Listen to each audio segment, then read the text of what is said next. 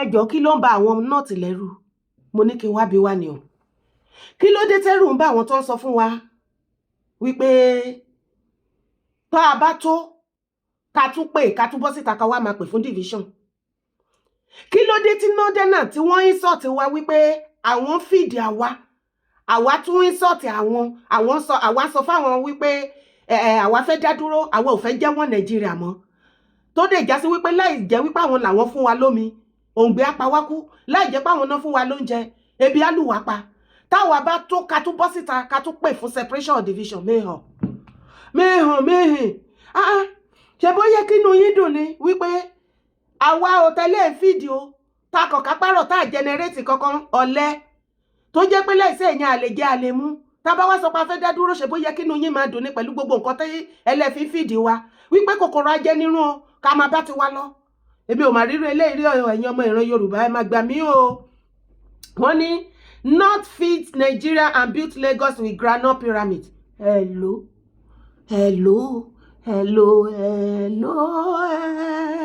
Gbìgbìgbì. Ọmọ Yorùbá sọ́bẹ̀ northern pàtàkìtàn fún wa. Ẹ bá mi dá wọn lóhùn níbi comment section. Wọ́n wà ń bẹ̀, wọ́n ka gbogbo comment. North feeds Nigeria and built Lagos with granite pyramids. North feeds Nigeria and built Lagos with granite pyramid. Angry northern man dares south to divide. Worogo.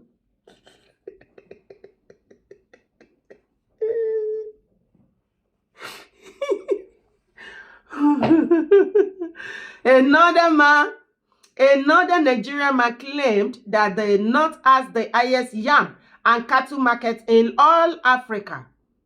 He said the same people feeding Nigeria are the one being insulted.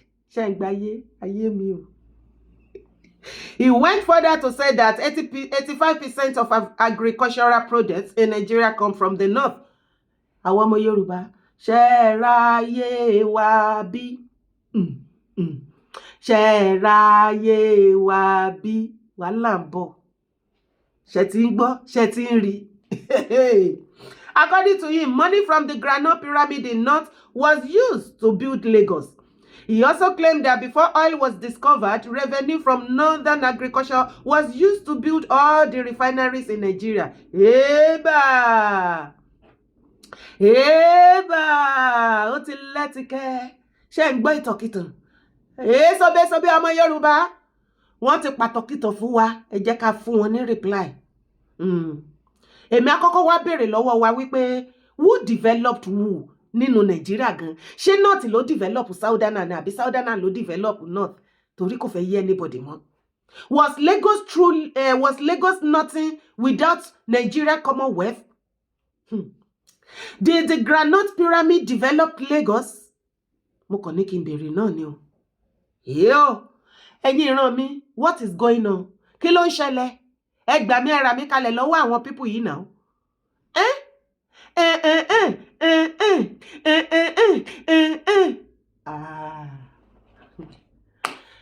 Kọ́kọ́ wà tí mo fẹ́ bẹ̀rẹ̀ lọ́wọ́ àwọn northerner. I really do not understand my northerner people.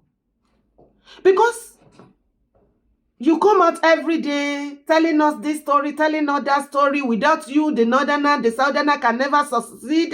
They cannot live, they can't breathe, they can't drink. Even ordinary water we cannot do. We cannot drink without you guys. The northern part of Nigeria made the southerner believe that without them, we are nothing. They hold the agriculture that supply the whole of Nigeria. Bẹ̀rẹ̀ látorí granite títí dé orí everything. Tomatoes, ata, màlúù, gbogbo everything, cattle, everything. Wọ́n ní àwọn làwọn supply the whole of Nigeria. Without the northern part, kò sí kankan tó ń jẹ́ southern part. Oh yeah, my southerner people, come out and defend yourself.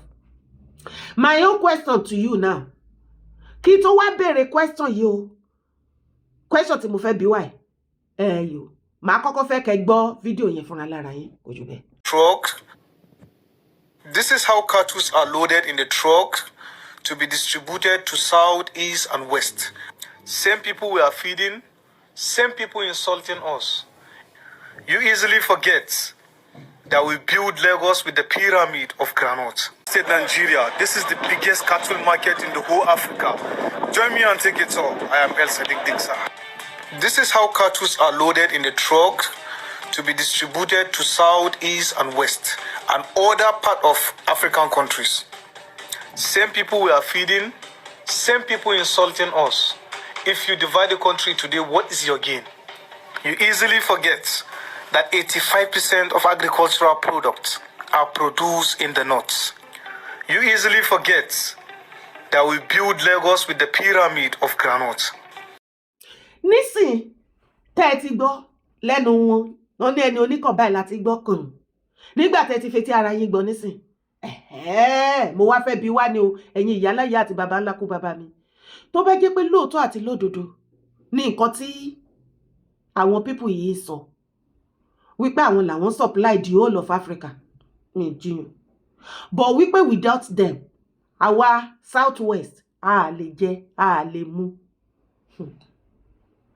bàbá ńlá insult a jẹ́ wípé àwọn pípù yìí ní solid plan ìdí tí wọ́n ṣe ń lọ tí àwọn Fúlàní herdsmen tó ṣe ń lọ sórí oko tó lọ ń pa àwọn èèyàn wa because wọ́n fẹ́ kó jẹ́ wípé ẹ̀pọ̀n àgbo wa ọwọ́ wọn ló máa wà wípé wàhálà yìí ò ní tí ì ṣẹlẹ̀ ṣé mo pé ẹ̀pọ̀n àgbo Nàìjíríà ó fìbí aago ni ibi tó fẹ́ já sí kò sẹ́nibọ̀dì tó mọ̀ bọ̀ àwọn tí prepare ṣùgbọ́n àwa Yorùbá akànlánú kalẹ̀ prepare nothing ẹ wo iye ọdún tá ti ń pariwo fún àwọn governors wa kí wọ́n invest kí wọ́n empower agriculture kí wọ́n jẹ́ kí oko lọ bẹ́rẹ́bẹ́ nígbà tí ò ṣe pé a ò nílẹ̀ torí Ọlọ́run àwọn governors kọ wọn ṣe o okay individual tó tún wá ṣe wọ́n lọ pa wọ́n sórí oko ká lè mọ̀ wípé àwọn northerner wọ́n ní plan wọn solid plan wípé ní ìgbà tí rògbòdìyàn yìí ẹ̀pọ̀n àgbò yìí tó bá já pú sílẹ̀ ebi á pa ebi ló máa lu southerner pa ṣé èdèrè ó ti wípé bàbá Awólọ́wọ̀ ló ti kọ́kọ́ mú idea yẹn wá ní ìgbà ayé according to the history iyo nǹkan gan tí wọ́n wá fẹ́ lò against wa gangan lélẹ̀ ṣé àrò wípé ojú lásán ni wọ́n fi pa àwọn èèyàn sórí oko ni ṣé pẹ̀lú nǹkan tó ń jáde lẹ́nu wọn tá a rí ṣé kò confam gbogbo nǹkan tá a ti sọ láti yọdún yìí wípé àwọn people yìí ní evil plan wọ́n ní evil agenda wọ́n ò sì fẹ́ tí evil agenda tó bá máa carry it out wọ́n fẹ́ kó jẹ́ wípé ebi ló máa jẹ́ weapon wa so that a lè weak a lè become a slave lọ́dà wọn ìdí nìyẹn tó ṣe jẹ́ wípé every sisters and brothers wa both old and young back home ní Nàìjíríà tán bá lọ sórí oko láti lọ ṣiṣẹ́ àgbẹ̀ láti mọ oúnjẹ wálé àbí kí tí wọ́n tà nú ẹ̀ wọ́n pa wọ́n sórí oko bọ́n ṣe pa kúkúrú náà pa gúngùn a dẹ̀ ń pe àwọn leaders and elders wa fún gbogbo àwọn àlàyé wọ́n fi wágún lágídí ẹ̀yìn àwọn Fúlàní herdsmen òun náà máa ń wà ìjà ẹbí wo lérò wípé ó wà láàárín àwọn fámà àti ní àwọn Fúlàní herdsmen tí wọ́n da ẹran òfò kiri wọ́n mọ̀ọ́mọ̀ ṣe ni now what is wrong with Nigeria government no what is wrong with Yorùbá government kí ló ṣe ẹ̀yin governors ẹ̀yin leaders and elders wa àwọn àgbààgbà wọn ní north every now and then náà bọ́ síta tí wọ́n sọ̀rọ̀ tí wọ́n ṣoríṣiríṣi nǹkan wọ́n ti àwọn young sí wọn síta àwọn youth wọn àwọn àgbààgbà wọn náà ojúmọ́ kan fídíò kan wọn fúnra wọn lọ́rọ̀ sọ ṣùgbọ́n ní ọ̀dọ̀ wa nílẹ̀ Yorùbá tẹ́lẹ̀tẹ́lẹ̀ láti ẹ̀rí àwọn Afẹ́nifẹ́re tí wọ́n ti ń sọ̀rọ̀ ṣùgbọ́n láti bí ọjọ́ mẹ́ta ń sìn láti ìgbà tí bàbá Tinubu ti wá débẹ̀ tó ti fìdí jókòó dáadáa ìjẹ́ yìí tún rí kí Afẹ́nifẹ́re kọ́kọ́ gbé right up kọ́kọ́ jáde ṣùgbọ́n nígbà ayé Buhari every week ni restructure Nigeria or we will divide kìnìkan ṣùgbọ́n nígbà tí Tinubu ti wá wà mẹ́sìn Afẹ́nifẹ́re kan wọ́n wà muted ọ̀sọ́kọ̀ orúkọ kọ̀ọ̀kan kan dùn mọ́ ẹjọ́ ibo nípa Adébánjọ wà àti ìgbúrò bàbá Adébánjọ ṣàlàáfíà àlàáfíà lẹ máa wà bàbá happy new year to you sani o mò ń kí yín ni o Afẹ́nifẹ́re ò kàn tẹ ẹ̀wá kankan mọ́ tó já sí wípé gbogbo nǹkan tí Tinubu ṣe ló tẹ́ yín lọ́rùn àbí ó gbójú ọwọ́ mo kàn ní sọ ní o èmi ìṣá àti ìtòrí ẹ̀màná bu yín ọ̀hún ń sọ̀rọ̀ lọ́dọ̀ tí yín àárí kankan ká jẹ́ ká máa bá wa káńtà àwọn àgbààgbà wọn nínú bó ṣe ń káńtà wa nílẹ̀ Yorùbá gbogbo àwọn àgbààgbà wa everybody wọ́n wà well educated o ọ̀rọ̀ dá lẹ́nu wọn wọ́n mọ ìsìn ọ̀rọ̀ burúkú ń bẹ nígboro ẹnu ọmọ Yorùbá pátápátá o everybody wá di odi lára àwọn àgbààgbà wa wá di odi everybody yí pàkọ́ síbẹ̀ wọ́n wá yí ojú sọ pé mo yá look away wọ́n wá ṣe bẹ́ẹ̀ ni pé wọ́n gbọ́ nǹkan tí gbogbo àwọn àgbààgbà northerners wọ́n ti jáde left right center àtọmọdé àtàgbà tí wọ́n insult wa àwa yìí náà tá bá sọ wọ́n á ní ṣe náà fẹ́ kógun jà kinní kan àwa náà rí bí ẹni bí ẹjọ́ ṣé problem wà lára àwa ọmọ Yorùbá ni torí mi ò padà understand the colour problem wa. What is the meaning of all this insult now question tí mo sọ lẹ́ẹ̀kan yẹn wípé mo máa béèrè ní ìgbà tí northerners tí wọ́n mọ̀ wípé láìsí àwọn kò sí bí southerners gbogbo south west south east south south bá ṣe máa jẹun ebi apawakú tán bá supply wa lóúnjẹ gẹ́gẹ́ bó ṣe gbọ́nu fídíò yẹn àtomi o àti everything o ta fi ń mí ta fi ń jẹyàn ta fi ń grow tí ò bá sí àwọn kò lè sí bá ṣe fẹ́ ṣe everybody apáyín dànù solid minerals dẹ̀kún bẹ́ẹ̀ sanfara gold lithium gbogbo ẹ lọ́ṣálálú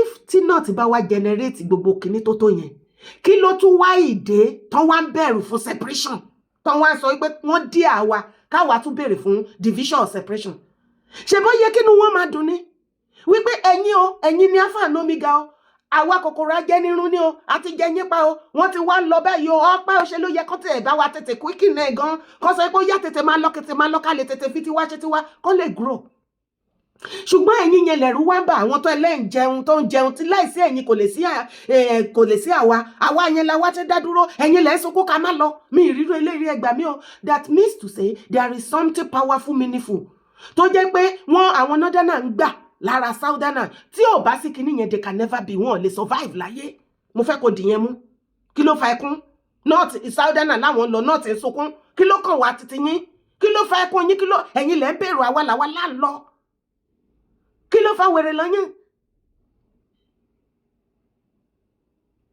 My second question báwo ni náà ti ṣe generate tẹ́jẹ̀ ń produce gbogbo nǹkan tẹ́ kàkálẹ̀ yìí ṣùgbọ́n tó ìjẹ́ wípé north yẹn náà ní orísun gbogbo poverty láyé ẹ̀yin nìyà jẹ jù ẹ̀yin lẹ̀ developed as a matter of fact the northerners wọ́n mọ̀ má jẹ́ kí wọ́n wà developed because wọ́n fẹ́ kí majority population wọn kí wọ́n lè look up to their face ìyẹn àwọn few leaders and elders wọn àwọn elite wọn àwọn elite wọn wọ́n kọ̀ wọ́n jẹ́ kí north kó develop they refuse to develop north and you are expecting Nigeria will be developed any president tó bá lọ bẹ̀ á kàn ṣe wàhálà lásán á kàn ṣe làágùn lásán á kàn ṣe ṣáà ni because wọn ò fẹ́ development and tí wọn ti fẹ́ yẹn kò sí every part nílẹ̀ Nigeria tí ó máa wà developed àwọn ni wọ́n fa south west sẹ́yìn tó jẹ́ kí àwa Yorùbá ká ti tẹ̀síwájú yẹ kí àwa ògo àwa ọmọ Yorùbá kó ti ga gàgàrà kó ti hàn kó ti di fi mímọ̀ fàyè rí ju báyìí lọ ó yẹ ká ti gàgàrà ká ti gógóró bẹ́ẹ̀ ni àwọn náà tí iná ń fà wá sẹ́yìn kò ṣe kò jólúrè ṣe ó gbọ́kọ́ ó gbàdá ó fi kọ́gi ẹ jẹ́ ká develop no ẹ jẹ́ kó ní kálukú máa lọ no kí lẹ fẹ́ ẹ tún wá ń dí àwa ayé mi o ṣé mọ̀ pé díà yẹn là like àwọn ọmọ Yorùbá àbó ọmọ nǹkan tó ń pè ní díà tó o bá tó ọmọ àlè náà ń pè bẹ́ẹ̀ lẹ̀ Yorùbá tó o bá ti ń gbọ́ tọmọ Yorùbá bá sọ fún ẹ pé tó o bá tó tó bá bí ìpọ̀nrípọ̀ gbá bá báyà bí ìyá ẹ̀ dá òun ni tó o bá tó mi ìdẹ̀rù pọ́mọ Yorùbá kan wà tí wọ́n máa ń lo èdè tó o bá tó fún nǹkan yẹn á ṣe nǹkan tó bá máa gbẹ̀yìn ẹ̀ ló máa gbẹ̀yìn ẹ̀ àwọn northerners wọ́n ti dí ẹ̀wà báyìí wọ́n ní tá a bá tó kó tún jẹ́ ká gbọ́ separation àbí division ká pè fún nǹkan tó máa fojú wa rí tó já sí wípé wọn ò ní wá supply wa ní anything mọ́ nílẹ̀ Yorùbá òun ló ń jẹ́ bẹ́ẹ̀ Yorùbá ó yá èwo lèwo what is the way forward kí lọ́nà àbáyọ àtúmọ̀gbélé náà lágbọ̀dànù àtúmọ̀ sọ wípé like every other àwọn irọ́ náà ń pa wọ́n tẹ́ kàn ṣe láǹṣe gbá kan ṣàwo ni kò sí wàhálà ọjọ́ kan gbogbo kínní àkọ́kọ́ ń to reality àwa máa dúró dè yín láti ẹ fẹ́ ṣe fídíò àbí ẹ ń pa wá ebi pa yín kínní kan ṣe yín kò sí wàhálà ojú gbogbo wa ló máa jàǹgbà yín kò sí wàhálà orúkọ tèmi ò yí padà o